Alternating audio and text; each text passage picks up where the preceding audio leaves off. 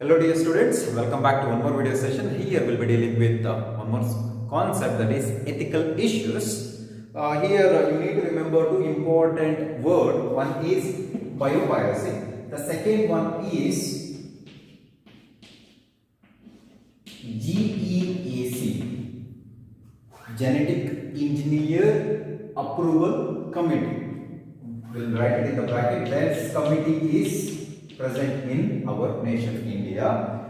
See, very simple thing. In our previous video session, we have learnt about the uses of transgenic animals. Okay, a foreign gene is incorporated into a particular animal, and then that animal is studied for different purposes. Correct? We know about it. Okay. The thing is, let us say, take one simple example. In India, there are about 2 lakh varieties of rice which is grown in our nation. 2 lakh varieties of rice. That means it is understood that we are traditionally and culturally rich country. Yes. For example, you take America. America is economically very rich country, and culturally and traditionally it is poor. Okay. What these rich countries do? Simply they visit our country, and they will come to know about our resources, particularly bioresources like rice. What they do is they extract the gene from that rice. Good example is basmati. Basmati is the rice variety which is found, identified for the first time in India. That means it is originally grown in India.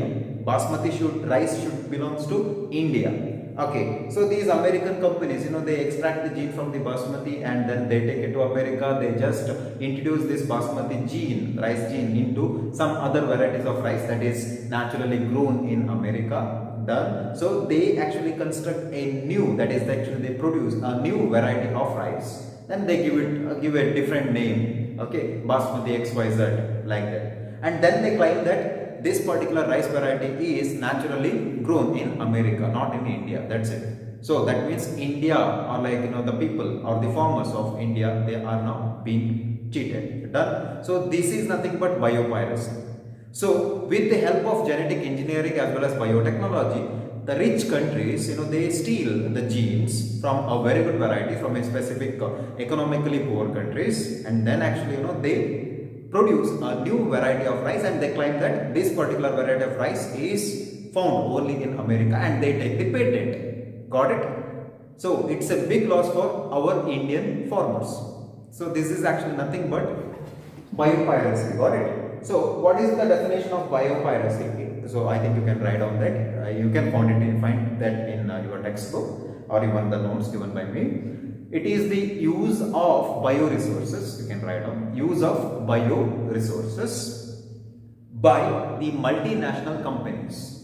Use of bioresources by the multinational companies without proper authorization, of countries, that means India for example, and persons, even it could be a person. Okay, proper authorization of the countries or the persons without compensatory payment. That's it. So here the economically rich countries, they just take the gene from a specific variety, or even could be from animal, then they make use of it, claiming that that particular character or gene which they are found in that particular transgenic animal or maybe genetically modified plant belongs to their nation. That's it. They earn money. That's it. They make money. So this is actually one of the disadvantages of biotechnology. So biotechnology is a boon, at the same time it's a curse also. Okay, so this is the thing.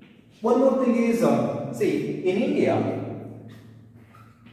a committee which was actually formed in 1990, I am not sure about the year, called as Genetic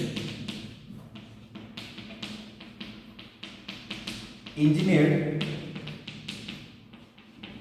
Approval Committee. Please note this commonly asked question. Okay, expand GEAC, Genetic Engineering Approval Committee. They actually take care of this biopiracy. Got it? Okay, from other countries. So this is the thing to note down. Okay, and At the same time, they also store information regarding the bio resources. Okay, so that's all about it. That is actually seen or found in our nation. That is actually any type of bio resources. For example, like the basmati rice, all this stuff. And other than that, yeah, that's enough actually, because very simple, biopiracy and GEAC, that these two words should be remembered. Got it? So that's all about it. Now I'll talk about the golden rice. I'll just give you a brief account of golden rice. Here, okay, fine, erase it. Now we'll speak about golden rice, a brief account. Golden rice. This particular rice variety, which is produced with the help of RDNA technology by two scientists called as Ingo Portricus and Peter Bayer. Please note, this could be asked in your NEET. Other than that, it's not actually included in your NCERT, so you can just write some parts. Okay, golden rice.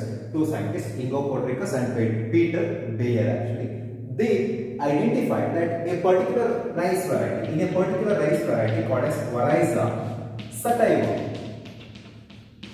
which contains a type of chemical which is a natural precursor of vitamin A. That means if we treat this beta carotene with something, a chemical, it's going to get converted into vitamin A. Naturally, it is found in Oryza sativa, but we need to introduce certain precursor, got it, a chemical, so that it will alter this beta carotene into vitamin A. Naturally, beta carotene cannot be converted into vitamin A inside this rice variety. So they wanted this beta carotene to get converted into vitamin A. For that, they introduced a specific rDNA into the cells of the Oryza sativa with other methods. I am not going to explain that, it is not required. Okay, and finally this beta carotene got converted into vitamin A.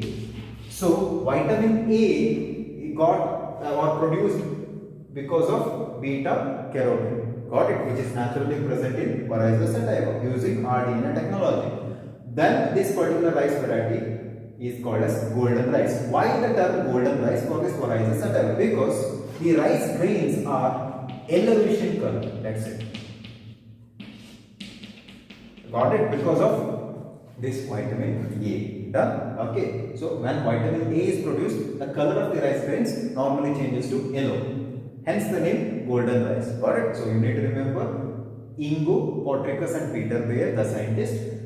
The rice variety is Oryza sativa, beta carotene, vitamin A. Vitamin A is very, very important for skin plus retina of our eye.